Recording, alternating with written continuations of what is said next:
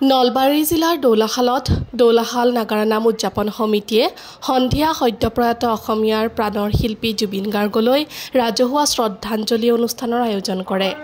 দৌলাশাল ভাস্কৰ সামূহিক কেন্দ্ৰৰ বাকৰিত আয়োজিত ৰাজহুৱা শ্ৰদ্ধাঞ্জলি অনুষ্ঠানটো মুকলি কৰে প্ৰাগজ্যোতিষ মহাবিদ্যালয়ৰ অধ্যক্ষ ডক্টৰ মনোজ কুমাৰ মহন্তই।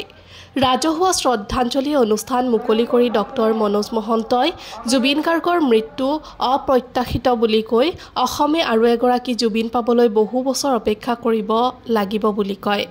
ডক্টৰ মনোজ মহন্তই জুবিন গাৰ্গৰ জীৱন দৰ্শন সম্পৰ্কত আলোকপাত কৰি তেখেতে কয় যে জুবিনৰ আদৰ্শৰে আমি হাতে হাত ধৰি বাট বুলিব লাগিব।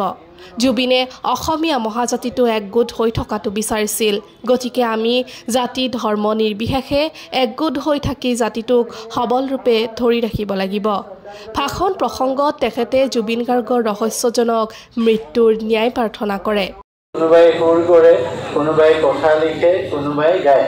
গায়ক বহুত আছে, কিন্তু প্ৰকৃতাৰ্থত শিল্পী এজনৰ যিখিনি সৃষ্টিশীল মন, এগৰাকী শিল্পী হ'ব লাগিলে তেওঁৰ যিখিনি সৃষ্টিশীলতা থাকিব লাগে, সেই গোটেইখিনি গুণৰে একোৰ আছিল আমাৰ মৰমৰ জুবিন। এটা অপ্ৰত্যাশিত মৃত্যু, মাত্ৰ 52 বছৰ। এই অহা নৱেম্বৰৰ